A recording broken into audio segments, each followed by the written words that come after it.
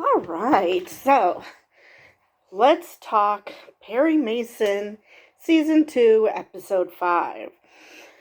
So, this so far has been my favorite episode, and probably because, well, first off, because Perry started sounding like Perry, and the fact that pretty much everything converged into the main plot. So, Um, it starts off with Mateo reminiscing about them breaking into Brooks McCutcheon's construction site to to observe what happened to their old home. And they're just appalled at what's happening. And they keep trying to figure out. Mateo makes stuff up about this is where we first met, and Sophia's like, sure. And that's where he proposes. So, then back to the present. Mateo's looking miserable. And I still think that the fact that they decided to try them as a single unit is going to come back to bite them in the butt. Not just everything else, but I think that that's going to tend to bite the prosecution in the butt because now they have to prove both of them were involved. And granted, Perry is treating them like a single unit, but that's because they're being tried as a single unit. So, as annoying as it seems, so anyway. So, Perry is at trial, and we have a voiceover of 1930s Rush Limbaugh going off on how the prosecution is this shining light of truth and justice, and that they're the gold standard when it comes to morality and blah blah blah blah blah, and the defense attorney is evil incarnate, and that it shouldn't just be the witnesses that take an oath to tell the whole truth. So, and I would say, has he never met a lawyer before? But at the same time, he's supposed to be smearing Perry. That's his job. So he's doing a good job of that. You got to give him credit. So the courtroom is packed. And their first witness, the prosecution's first witness, is a bus driver who dropped them off, and he initially was going to bring race into it. You know, that, oh, you know, I pay closer attention to people who are not white, which Perry objected to, which he should have, because what the hell? But we already know that the majority of LA, well, let's face it, the majority of the US, we still have this problem. So, not the majority, but we still have this problem. But the majority of people in the US are racist as fuck. So, yeah. Yeah, this comes as no surprise. So he goes up. So then it's time for Perry to cross-examine, and he's like, "Okay, great. You let them off at this stop. Did you see where they were going?" And he said, "No, I didn't see which way they went." "Oh, you guessed that he went towards the lake and where the crime scene was, or the ocean or whatever?" "Well, you guess. Well, you know, Are you going, if there's a murder block away from here, are you going to guess that one of us are the suspects? Because it's the same thing. So he calls him Mr. Maggot, which Sophia and the aunt both point out that they were laughing at you. It's like, no, he was laughing at the testimony. Now, whether Perry is that obtuse, or it's more of he's trying to assure them that things are going well, but I think Perry is similar to a lot of people. Well, at least it's in my case, I'm like that. You make fun of me, rolls off my back. I don't care. You make fun of someone I care about, or in Perry's case, someone he's representing, then we have problems. But he's going to take the heat because he would rather take the heat than his clients, because that means that the focus is on the wrong person. So then they recess, and during the recess, Perry goes to Hooverville. As I said, Sophia, he said all we have to do is get anybody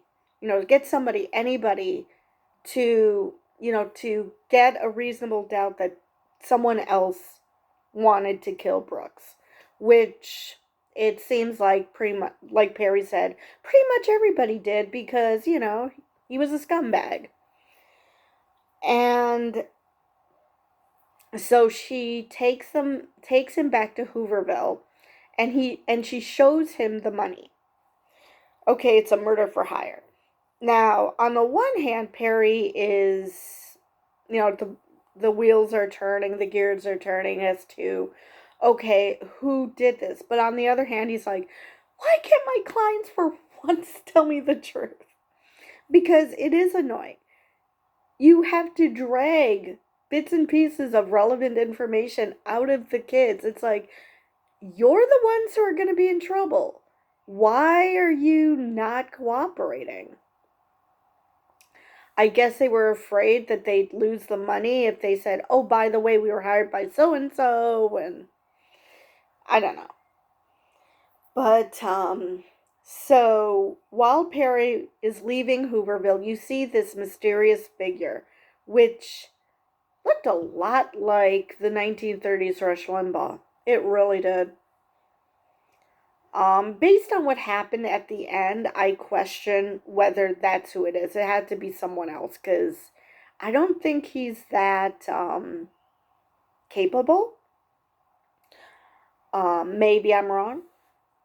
Maybe something will come up that will explain why he's able to do what he's able to do.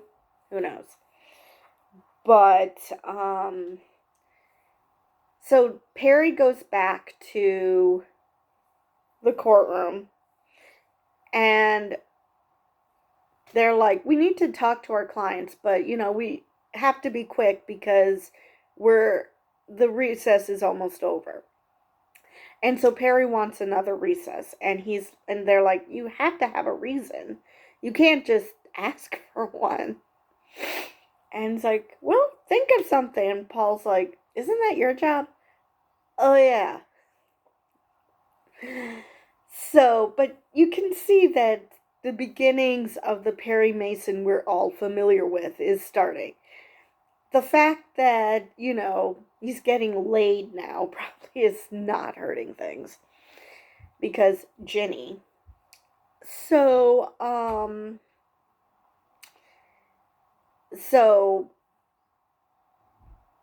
there was that cute, I have court in an hour, but Perry doesn't want to go thing, and Ginny's like, yeah, you have 58 minutes to think of what you're going to do. So That's how one of the B plots is converging to the A plot. But, so they go back to the second half of the trial for the day, and Anita is there. Dear sweet Anita. And while this is going on, Paul is trying to talk to Councilman Taylor, and Councilman Taylor is not cooperative at all. He said that Noreen got in this way through a car accident. I'm sorry, the woman is catatonic.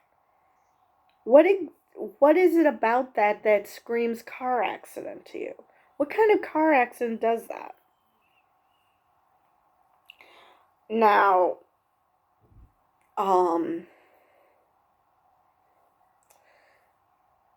I have a theory,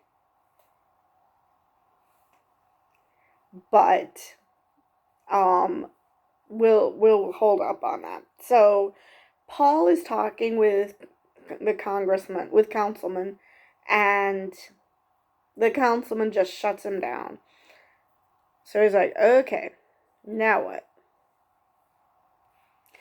And I don't think that shadowy figure ever tailed Paul. He tailed Perry and he tailed Della, but I don't think he ever tailed Paul. So at least he was smart enough not to do that, because either he doesn't know who Paul is, which I find that hard to believe, or he thinks because he's black he's not worth tailing. Or most likely he just figured, this guy is a really good investigator, I'm probably not going to get away with tailing him. So anyway, at the second half of the day, well, I shouldn't say the second half of the day, the next day, actually that evening, Perry put down his shot glass, and of course that turned into a magnifying glass, and he noticed that the fingerprint was negative. And at first you don't know what you're looking at, or at least I didn't. So at the trial, they have a fingerprint expert up there. And oh wait, before the blah blah blah blah blah. I know what part I missed. So they go back to the second half of the trial, and it's the prosecution that wants a recess. And Perry's like, wait, what? That's what I wanted. What's going on? It turns out they want a plea deal. And you could see in Berger's face that this is not his idea. You can already see that something is off with him. And Perry's like, yeah, we'll talk to our clients. You know, they tell him to discuss it with your clients, which he does. And Mateo doesn't want to trust Perry. It's like, dude, you put yourself in this position by not telling the truth. What? And Raphael wants to tell everything. And Mateo's like, well, can you guarantee that this will work? And Perry's like, no, but it's either this plea deal or the noose. So you have to pick one. So, you know, if you're going to trust me, I'm going to need the truth. So Raphael tells him, gives him a name as to who paid them off. And so the next day, Perry discovers that, or later on that day, he discovers that the name of the person, and that he must be a middleman, that he couldn't possibly be the guy who totally wanted the hit. And so it was up to Paul to find this kid. And find a guy anyway. We didn't know at the time it was a kid. And so they wanted to talk to Raphael and Mateo again, but they didn't have time. And so the courtroom is packed. We have the fingerprint expert, and the fingerprint expert was so sure that that was Mateo's or Raphael's fingerprints. And they were like, the jury was buying it. So Della tells him, to go easy because the jury believes them. So he just masterfully made the fingerprint expert look foolish. He had him take 2 fingerprints of himself, and one was a mirror, a negative. And he's like, oh, by the way, this is what I discovered on this photograph that you claim was Raphael's fingerprint. Well, it's a negative. So is it really his fingerprints, or was it planted by, say, the police? He gets shot down by the judge and tells the jury to forget that part of the outburst. And Perry's like, they won't. Oh, this is the Perry I've always loved. And while they're doing this, Paul is finding Ozzy. And, Paul is finding Ozzy now. Della and Anita are going to a club, it looked like, being tailed by that same guy. Even though Della was, looking around to make sure that nobody's noticing them. Yeah, they were noticed. And because, they know something has spooked Hamilton.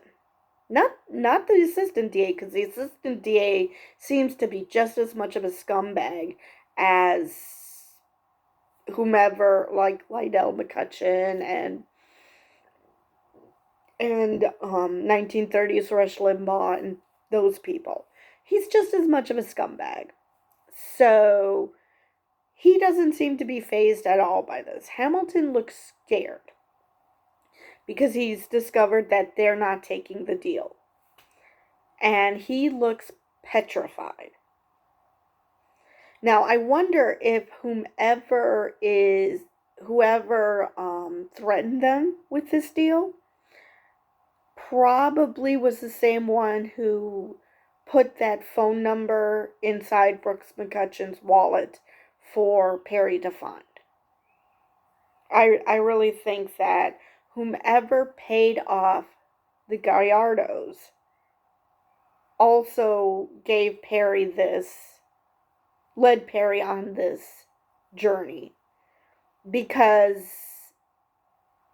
even though they were supposed to take the fall, number one, I'm still not completely convinced they're the ones who pulled the trigger. But, be that as it may, especially since, the evidence is falling apart, but be that as it may, I really wonder if the person who either had Brooks killed or did the killing, if he's not the one who is helping the boys get off. That he doesn't want them to be hanged for this. He wants them to either get off or get life in prison. Unfortunately for him, he's probably going to find out way too late that in helping Perry, he just screwed himself over. Or maybe it's a third party. Who knows? Who just happens to know who hired those boys. But anyway. So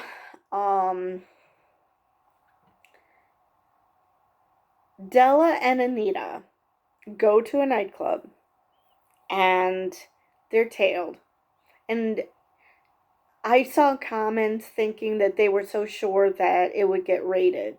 And at some point, at some level, I thought something was going to happen too. But it would be much better to go back to his boss, whether it be the assistant DA or Lydell McCutcheon, because they're both equally scummy, and tell them that Della is a lesbian. So now this storyline makes sense. They wanted to put her in a position where she'll be found out to be a lesbian. Because, like I've mentioned previously, probably on every video, homosexuality was illegal back in the 30s. So I'm pretty sure that this is going to lead to the Della we knew from the TV shows and from the TV movies. You know, the unmarried woman who occasionally flirts with Perry. Probably because of self-preservation. But personally, I think she should just marry Hamilton Berger because she and he are both gay. Problem solved. But anyway, so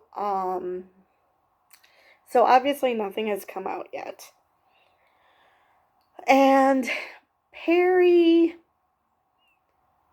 comes home to hearing some noise, and finds out that the train set he bought for his kid was put together and was running in a loop with a burning cigarette in the middle and an ashtray. Which tells us nothing because, well, everyone smoked at this point, so that doesn't tell us anything. Now, as far as Paul goes, he meets with Mr. Perkins, and he's like, I'll give up the person who took these pictures, because that's how he even thought to talk to Perkins. It's like, I'll tell you who took these pictures of you if you help me out. And at first it seemed like he was just blowing Paul off. But he calls him, and he has the person that he's looking for. The problem happens when Paul tells him, yeah, unfortunately, I'm the one who took those pictures, because at the time I didn't realize what it was going to lead to. Which is 100% true. Oh, and I forgot that his brother-in-law helped him. They get along so well. They do get along like brothers. They really do. It seems like they want to simultaneously kill each other but hug each other at the same time. Just perfect brotherly. Even though they're brothers-in-law, it's still very brotherly relationship. And Mo even said, when Paul's like, yeah, as soon as we find our own place, we're out of here. We'll be out of your hair. And he's like, I don't mind.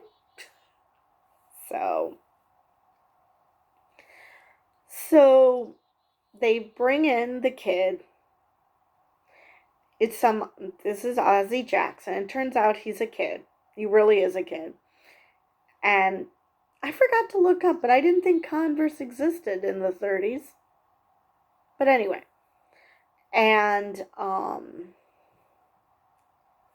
he tells Paul that, either I cut your hand off, or you beat this guy until he gives you the information you want. And Paul reluctantly does it. And then he's like, I have all the info I need. Thank you for your time. And Perkins like, nah, I think he's still holding out. He just wanted him to beat him to a bloody pulp. I really, really hope he didn't beat him to death. That was just a really savage beating that maybe he would wish he were dead, but that he didn't act for Paul's mental health. Because Paul comes home and he's not at all thrilled at what he did. And he asks his wife, am I good? Which, if I were her, I would ask for context, because obviously something is bothering him. And so just asking that without finding out what's bothering him, because there's got to be more to it than just suddenly out of the blue, am I good? Obviously something happened. So the fact that that conversation never took place is kind of irksome, because that it would have mattered more to Paul, I would think, if he told her what he did, what he was forced to do, and then she still says that yes, he's good. So that would have meant more than just a blanket statement. Let's see. Oh, yes. So Della comes back to the boarding house, which after, like, what was it, 2-3 nights with Anita, she finally comes back to the boarding house, and Hazel approaches her and asks her where she's been. Oh, I've been working. This is the trial of the century, so. And Hazel's like, yeah, I called. No, you weren't working. And so, you want to try again? And she just refuses to cop to what's going on. And Hazel's like, you're a fucking coward. Which isn't wrong. Now, a lot of people I have seen so far have been claiming that this is bad writing, that people have forgotten about Hazel, that nobody has mentioned her. But I think that's the point. From Della's perspective, she did completely forget about Hazel. And the fact that Hazel didn't ask her where she was those other nights when she was sleeping with Anita, she only asked about that night, about tonight. And I think the whole point was she completely forgot about Hazel. So we, the audience, looking from Della's perspective, need to completely forget about Hazel. Which sucks for Hazel. I hope that she can, find happiness with someone other than Della, who seems to think the world revolves around her. And, because how can you forget you're cheating? So yeah. But anyway. So, like I said, she and Anita were tailed. So it's only a matter of time before that gets out. And who knows what's going to happen to Della. And like I said, she and Hamilton get along really well. So maybe an arranged marriage so they can both hide out in the open. But anyway. So the last piece of the puzzle was the assistant DA, Milligan, calling in Strickland because he wants to take down Perry. I don't think he liked it very much when Hamilton Berger said, yeah, he passed the bar after one afternoon of studying. He's more clever than you take him for. And then, of course, he mopped the floor with him with the fingerprint expert. So he wants to take down Perry as well. So Strickland, he asked him, about his past with Perry, and Strickland sounded bitter. So he's probably going to spill his guts to Milligan, which is unfortunate because I saw at the episode description for next week that the DA is going to go there. The assistant DA, that is going to go there. He's going to be dragging Perry through the mud, which, if you think about it, Perry, like I said, is going to be fine with it because that takes the pressure off the boys. And I don't know, if I was on the jury, I would wonder why they're concentrating so much on the defense attorney rather than the defendants. Because if you had such a open and shut case, then you wouldn't need to do this smearing of the defense attorney. Smearing the clients, that's fine. It's still kind of shitty, but, if they make up stuff, that's what I mean, to smear them with. But,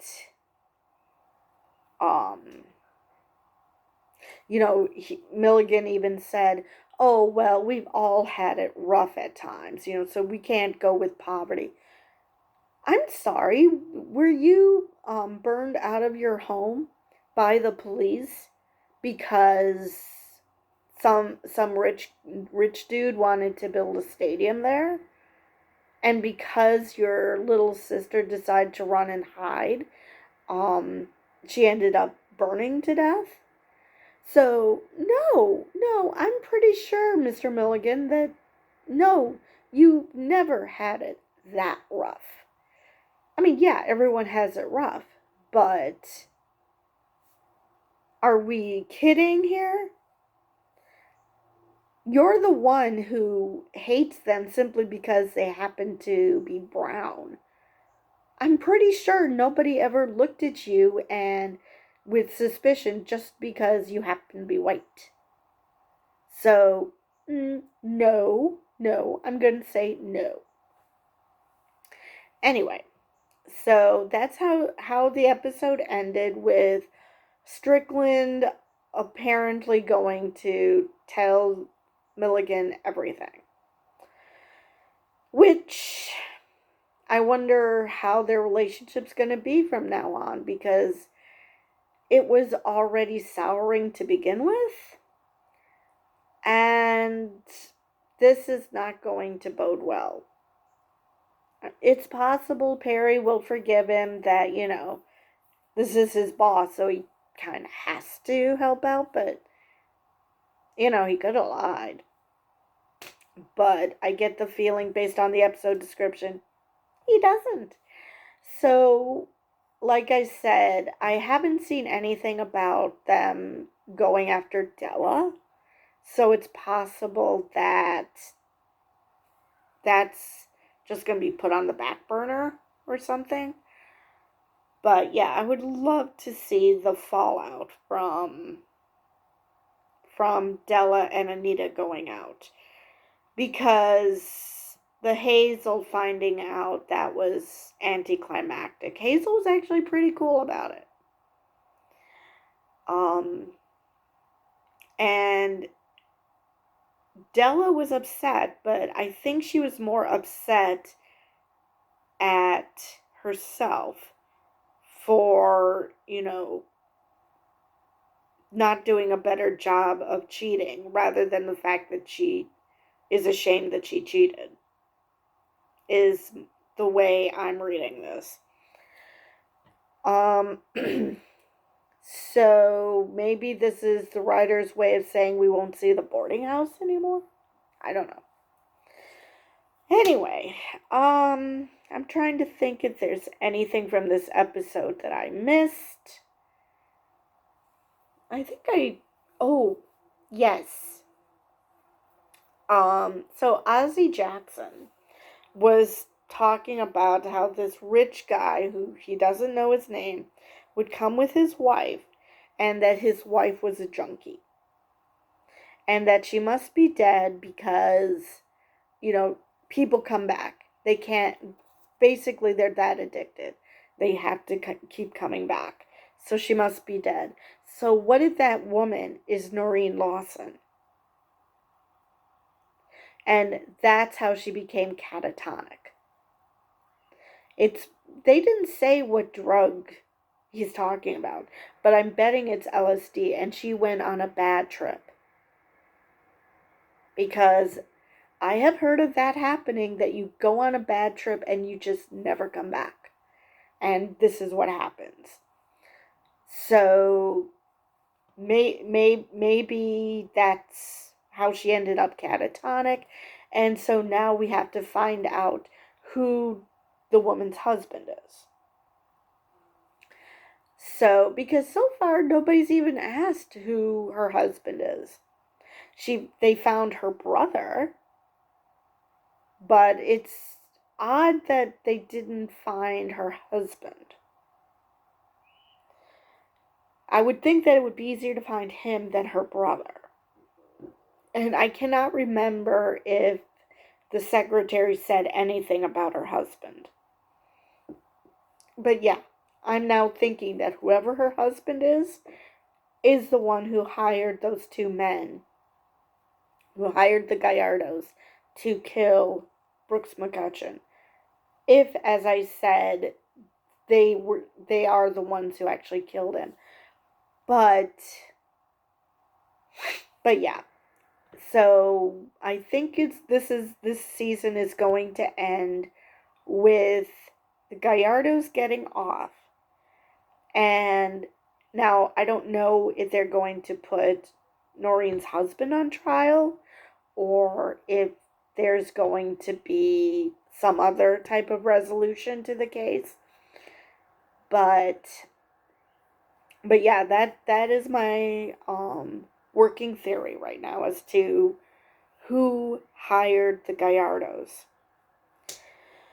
I think I've covered everything now. So I will see you guys next time.